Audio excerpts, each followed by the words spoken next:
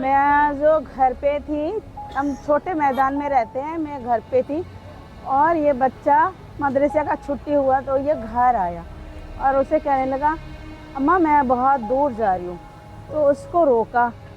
उसके बाद कहने अम्मा मुझे एक सेल लाना है, मुझे कुछ पैसे दे। मैंने उसको 50 रुपये दिया और रोका जाते जाते नहीं जाना।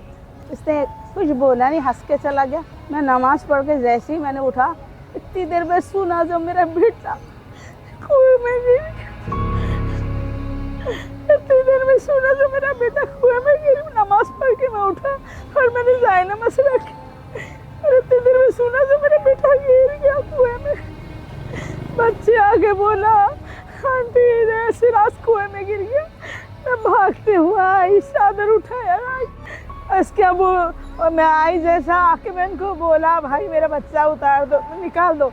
आंटी हम कोशिश कर रहे हैं, हम कोशिश नहीं कर रहे, खड़े होके मौज मस्ती कर रहे हैं, तस्वीरें ले रहे हैं लोगों की और इन लोगों ने निकाला नहीं। मैंने कहा भैया मुझे जाने दो।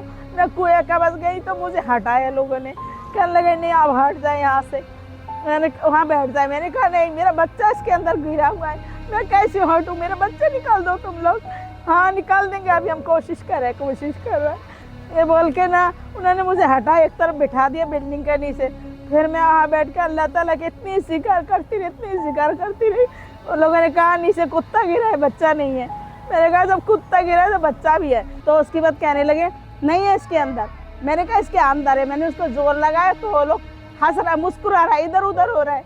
इतना रोई गिर गिराई, मेरा बच्चा इसके अंदर है, निकाल दो। इन लोगों ने कहा नहीं है, कुत्ता है अंदर, कुछ भी नहीं है, जमीन है, पानी भी नहीं है इसके अंदर। ऐसा बोला और मुझे भगाया वहाँ से।